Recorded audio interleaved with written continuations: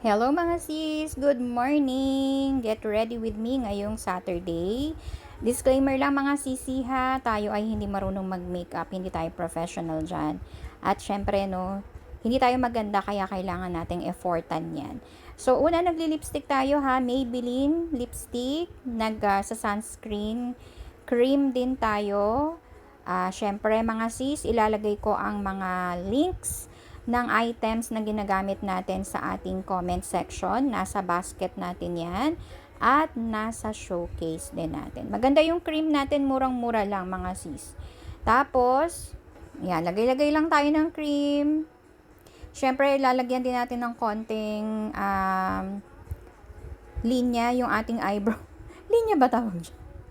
Basta mag-eyebrow pencil tayo para ayusin natin ng konti yung ating kilay. Ayun na nga, hindi tayo talaga professional at marunong mag-makeup. So, kung ano lang yung alam ko, no, yun lang din yung ginagawa ko. So, konting-konti lang kasi hindi talaga tayo sanay dyan. Para lang magkaroon ng pagpantay ng kulay yung kilay natin. Tapos, gumagamit din ako ng magnetic eyelashes. Kasi hindi tayo blessed sa eyelashes.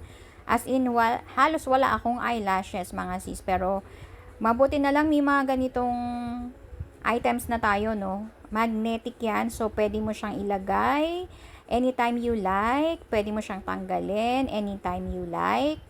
At, ayan. Madali lang din siyang i-apply. Meron siyang kasamang applicator na ganyan. Super dali lang mga sis, as in. Syempre, suklay-suklay ng konti. Para ayusin naman natin ang ating hair para bago tayo sumabak sa ating live selling ay maayos-ayos naman ang ating itsura. Medyo presentable naman tayo. At yung aking ponytail, of course, nasa basket din natin yan, nasa showcase natin. Ilalagay ko din ang link niyan sa ating comment section. Napaka-cutie. At, syempre, i-advertise ko din ang aking mga paninda na 18K Saudi Gold Moissanite Diamonds yan. Super ganda mga sisi.